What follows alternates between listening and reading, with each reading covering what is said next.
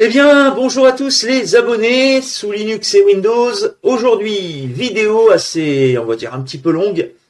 On va parler d'ordinateur portable, on va parler de réglage de BIOS, on va parler également comment installer sur KDE Néon le système sur une partition XFS. Voilà, j'oublie pas mes notes et je crois que c'est bon. Et on va parler d'imprimante. La fameuse imprimante HP Envy 4525. Donc, nous sommes partis et on va parler également de Thunderbird. Premièrement, on va commencer par Thunderbird. Alors, chez Thunderbird, il y a un truc qui est vraiment casse-bonbon. Si, admettons, ça vous arrive un jour de faire une erreur. Vous mettez, admettons, un courrier Temu, ce que vous recevez dans votre boîte, mail principal, vous recevez, admettons, un message de Temu, comme quoi vous avez gagné un truc, ou le message le plus important, c'est comme quoi votre commande arrive, et vous faites pas gaffe, vous mettez ça, vous cliquez sur spam ou indésirable. Qu'est-ce qui va se passer? Ça va se foutre dans les contenus distants. Alors voilà, là, il faut toujours avoir coché la case de cocher autoriser le contenu distant dans les messages. Et là, vous allez dans exception, parce que ça va se coller là-dedans, dans la liste site, là, état et site, parce que vous aurez cliqué malencontreusement sur indésirable ou spam. Alors, ce qu'il faut faire après, vous faites supprimer tous les sites qui sont ici, vous les supprimez et vous enregistrez les modifications. Moi, je ne vais pas le faire parce que j'ai trouvé l'astuce en grattant sur le net. Donc voilà, alors pour ceux qui seraient emmerdés avec cette histoire, vous avez juste à faire ça. Il faut tout le temps que votre liste soit vide.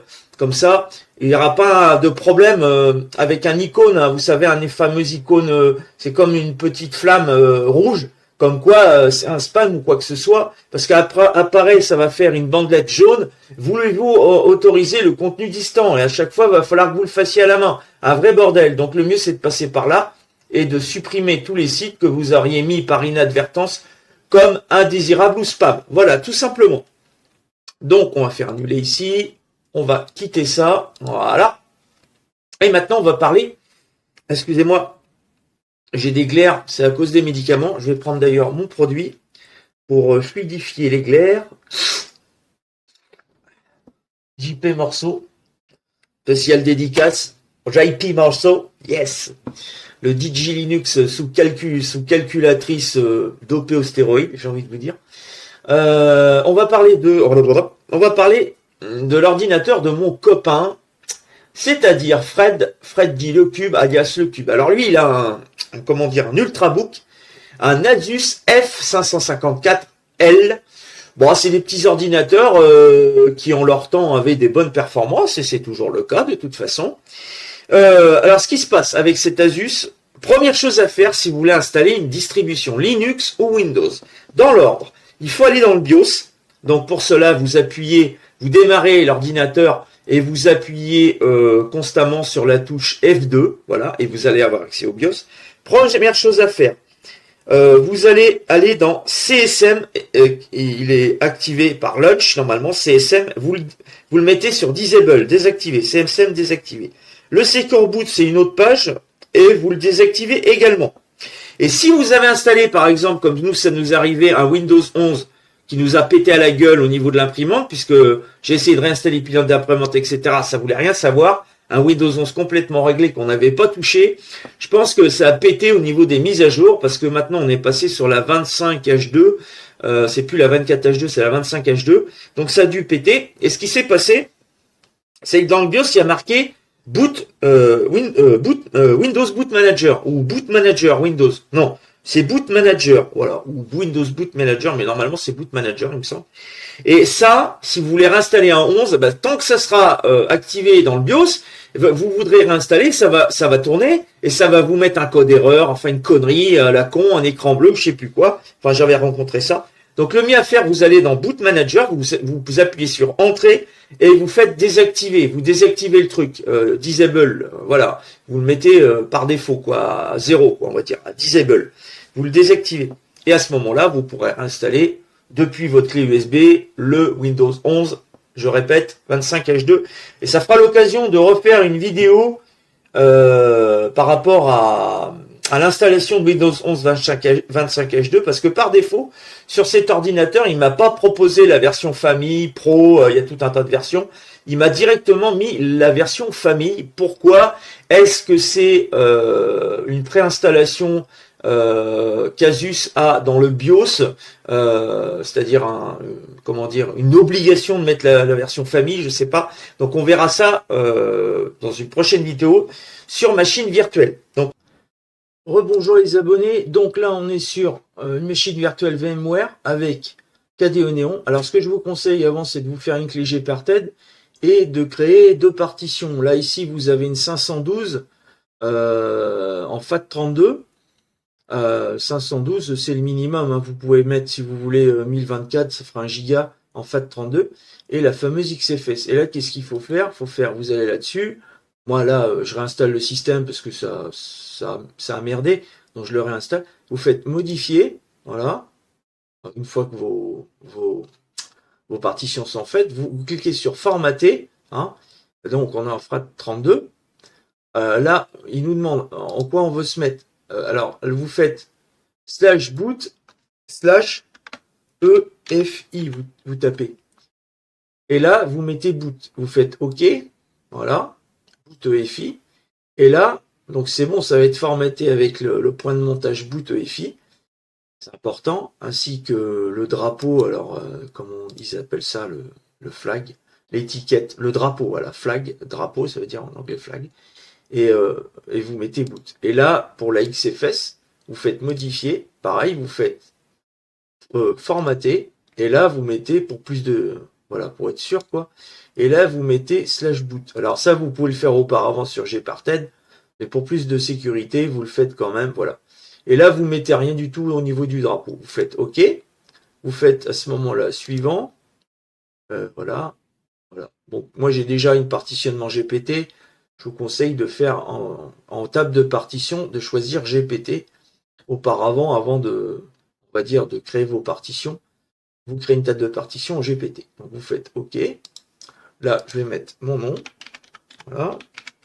Case. Le titre de l'ordinateur, on va l'appeler ordinateur test. Hein. On va appeler VMware test 1. Là, si ça veut bien, ça veut pas, je sais pas pourquoi, test. VMware premier. Voilà. On va mettre un mot de passe. Bon, on va mettre le, si ça veut bien, ou alors c'était réel. Je sais pas, si ça veut pas. Mot de passe, on va mettre quoi? On va mettre hop, voilà. Démarrer la session sans demander le mot de passe et on fait installer. Et on verra tout à l'heure si Discover déconne, parce que c'est des nouvelles images ISO qu'ils ont pondues il n'y a pas longtemps, là. Et chez Frédéric, mon voisin, sur son Asus F554L, hein, ça n'a rien à voir, hein, le type de machine, on s'en fout. Ça fonctionnait pas, Discover. Il nous a fait un problème d'erreur de serveur, enfin un truc à la con.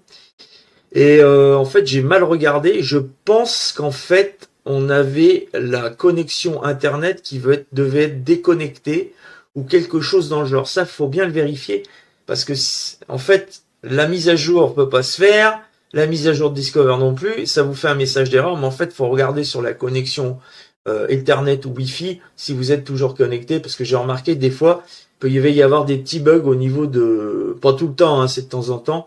Vraiment, c'est vraiment pas avec parcimonie. De temps en temps, il peut y avoir un bug au niveau de la connexion Internet qui coupe. Le daemon de connexion, il coupe. Alors, vous redémarrez votre machine et ça revient. Je voulais également signaler que les bases Ubuntu, là, pour l'imprimante HP Envy 4525, ainsi que mon imprimante qui est une Epson XP 2200, alors c'est un petit peu plus complexe sous Linux d'installer une Epson XP 2200 parce qu'il faut passer par localhost et autrement, bien sûr, il faut installer pour les deux imprimantes, donc CUPS doit être installé par défaut, ainsi que système config printer. Moi, pour ma part et pour celle de Frédéric, il n'y a pas de paquet Linux proposé chez la Epson XP 2200 ainsi que sur la HP Envy 4525. Ce ne sont que les pilotes Windows. Donc voilà, ils n'ont pas fait l'effort. Mais à côté de ça, avec System Config Printer, pour les deux imprimantes, bah, elles sont reconnues aussitôt, il n'y a pas de problème. Enfin, moi, à part le problème avec localhost sous Linux, elles sont reconnues aussitôt. Donc c'est excellent. Et ainsi que le scanner. Alors je vous conseille de mettre System Config Printer et le scanner pour KDE, c'est Scanlight. Parce que sur la KDE Néon, il n'est pas installé par défaut, je crois. Donc voilà, et ça fonctionne très bien. Donc vous redémarrez pour plus de sécurité, vous installez tout ça, System Config Printer et Scanlight, vous laissez éteindre votre imprimante avant d'installer ces paquets, vous redémarrez, vous mettez en route votre imprimante et avec tout de suite, vous aurez un message comme quoi votre imprimante est reconnue et qu'elle est activée. Donc voilà, tout simplement. Donc je vais installer la distro et pendant que j'installe, bah, je vais couper la vidéo. Les abonnés, donc on se retrouve sur la KDE Néon fraîchement installée. Excusez-moi, je vais prendre un peu de pulvérisateur là pour fluidifier mes glaires, puisque c'est les médicaments qui font ça, je suis désolé. Donc, excusez-moi. Donc là, fraîchement installé, bon, il n'y a rien de réglé, hein, mais c'est juste pour vous faire voir qu'en fait, le partitionnement avec le FAT32 en 512 mégabits, mégabits, mégabit et la fameuse alors c'est slash boot EFI et drapeau le flag boot pour la partition FAT32 et en dessous la XFS avec le slash pour la racine et on installe le système et ça s'installe très bien, voilà, et vous êtes en XFS. Alors s'il veut lui, voilà, là on va ouvrir il est là, je suis con, on va ouvrir Discover. Et alors Discover, pourquoi ça marchait pas chez mon pote où j'ai installé Frédéric la KDE Néon sur son Asus F554L. Et ben c'est très simple. Vous allez voir, c'est assez simple. Là, on va aller dans on va aller là-dedans et on va se déconnecter. Voilà, on est déconnecté. Voilà, tac. Voilà, on n'est plus connecté. Enfin, normalement oui. Ouais, je suis déconnecté. Bon, alors, qu'est-ce qu'il fait attendez, voilà. Là, je retourne sur Discover, je le réouvre. Donc là, on est déconnecté, il n'y a pas de souci. Là, on va faire, admettons, les mises à jour. Alors, il va faire une recherche, mais ça va bloquer, puisqu'en fait, voilà, il y a un problème durant le processus, nanana. Et si, admettons, je cherche un système, un logiciel, système config printer, par exemple. Voilà, on va mettre là. Alors là, il nous met le paquet, parce que le paquet, il doit être enregistré dans la base de données du Discover, hein, sans qu'il y ait Internet. Et là, quand vous faites ça, installer, voilà. Alors attendez, là, normalement, c'est déconnecté. Je ne comprends pas. Alors attendez. On va refaire ça. Attendez, on va passer par là, parce que ça va être beaucoup plus simple. Réseau, ouvre-toi, Wi-Fi et Internet, voilà. Alors, connexion filaire, supprimer, configuration, non, c'est pas ça. Comment est-ce qu'on peut faire? Connecter, supprimer. Bon, on va la supprimer, tiens, voilà, supprime, hop, on s'en fout. On supprime la connexion. On retourne sur Discover, parce que c'est ce qui s'est passé. Voilà, il charge. Là, on va prendre, voilà, il y a un problème. La consulter les détails techniques, cache machin. Là, si on fait système config printer, il va y avoir un joli message également. Voilà. Là, on est là. Alors là, on a le logo d'installation, hein. Donc on va dessus, on fait ça, installer, mettons. Voilà. Alors il va se passer quelque chose. Parce qu'on est déconnecté. Là. Voilà. Alors on va dire, il nous demande quand même l'authentification. Alors attendez, c'est ça. Bizarroïde cette histoire là. Voilà. Voilà. Là il installe. Il y a eu un problème durant le processus d'installation. Détails techniques. Aucune connexion réseau disponible. Alors, moi, j'ai pas eu le même message, mais en fait, c'est tout simplement pourquoi. Alors, il y a ça, il y a l'histoire du démon Ethernet et Wi-Fi qui claque. Ça peut arriver de temps en temps. Alors, pourquoi il claque? Il va claquer si vous êtes en dual boot. Si vous avez Windows et Linux, j'ai remarqué un truc, au bout de, on va dire 24 heures, à un moment donné, si l'ordinateur a été redémarré, c'est-à-dire vous passez de la session Windows avec un redémarrage vers la session Linux, la connexion Internet va tenir 24 heures. Au bout de 24 heures, elle va être pliée. Et en fait, pour pallier ce genre de problème, faut arrêter à chaque fois l'ordinateur. Pourquoi, comment, je ne sais pas, mais moi j'ai constaté ça. Si vous arrêtez l'ordinateur, votre connexion et que vous redémarrez, que vous remettez en route votre ordinateur et que vous redémarrez sur la session KDE Néon, vous aurez Internet et ça va rester. Au bout de 24 heures, vous aurez encore Internet. Donc voilà. Alors, ce qui s'est passé chez l'ordinateur de mon pote Fred, c'est qu'en fait, dans le BIOS, il y avait un endroit, il y avait marqué Windows Boot Manager.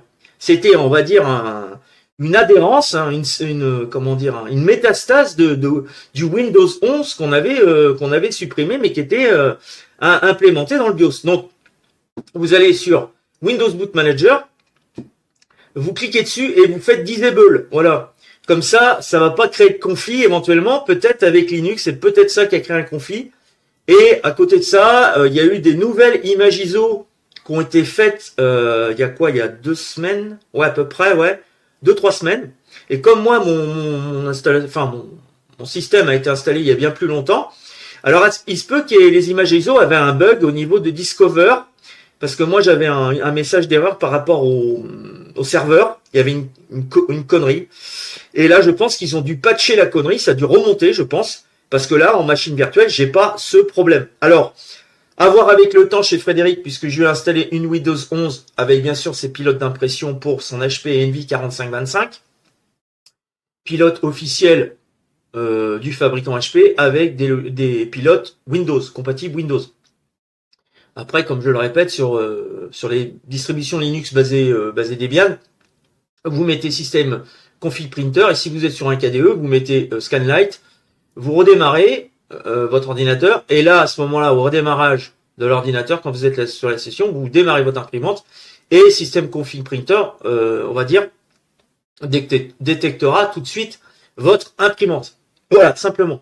Alors, je voulais revenir là-dessus. Alors là, on va quitter la machine virtuelle, on s'en fout, on va l'éteindre. Je voulais revenir là-dessus par rapport à, justement, j'avais fait une vidéo par rapport à l'installation de mon imprimante Epson XP 2200 sur KDE Néon. Je vais revenir là-dessus parce que j'ai eu un petit problème ce tantôt et il y a un paquet qu'il faut installer, on va dire un plugin additionnel.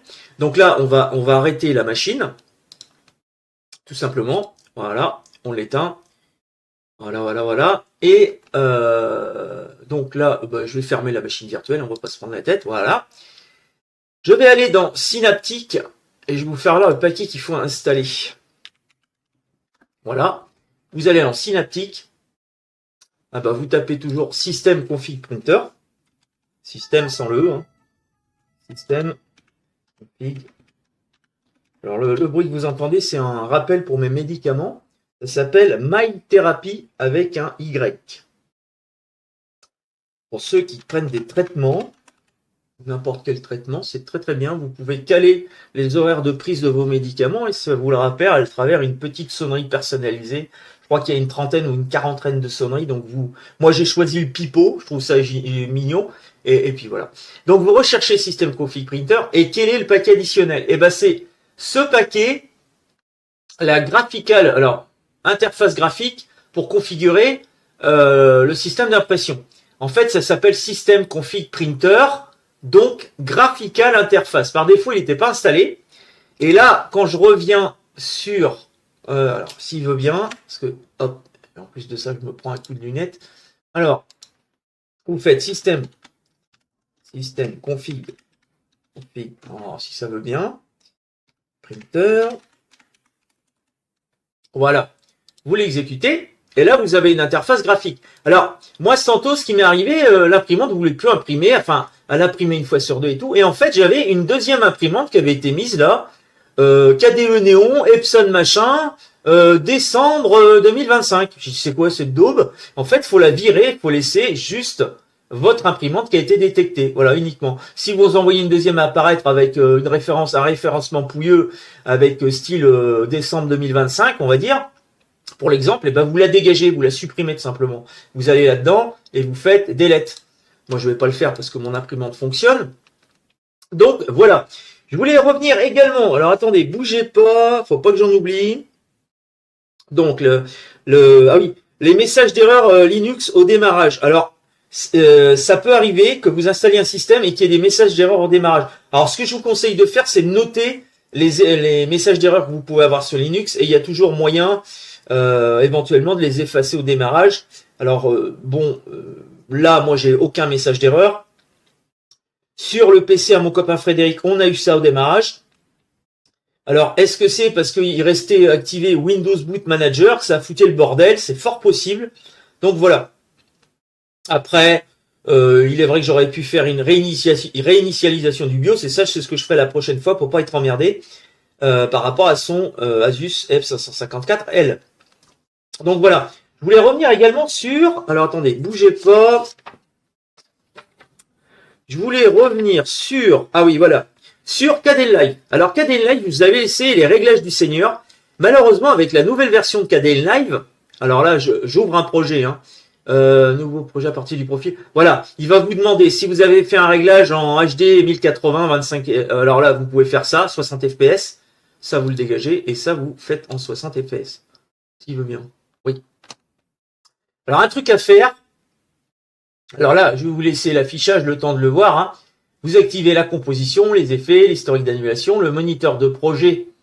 Voilà, le moniteur de projet, vous l'activez. Mais attention, le moniteur de clip, vous le désactivez. Sinon, le curseur de la timeline ne se déplacera pas. C'est pas aller chercher dans les paramètres ou quoi que ce soit, c'est dans affichage. Après, vous avez, bon, je vous le composition, effet, historique d'annulation, moniteur de projet, montage, propriété du clip et source du projet. Voilà, c'est tout. Avec ça, vous pouvez faire beaucoup de choses.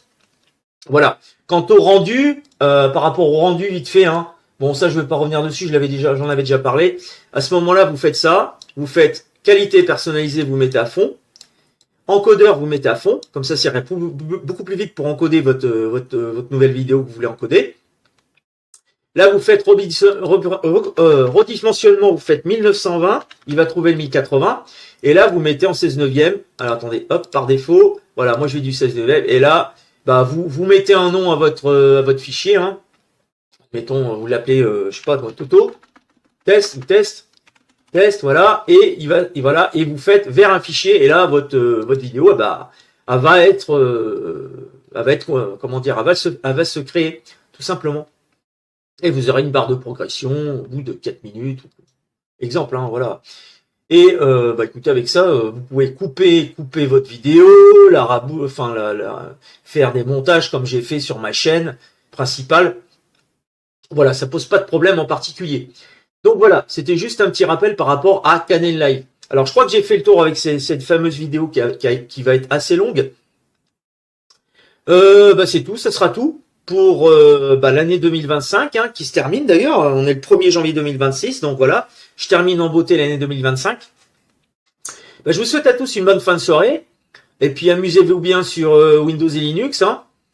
Prochaine vidéo, je vais quand même, je vais souhaiter la bonne année à tout le monde. Donc, ça sera le sujet d'une petite vidéo courte après celle-ci que j'aurai postée. Donc, à tout de suite, les abonnés.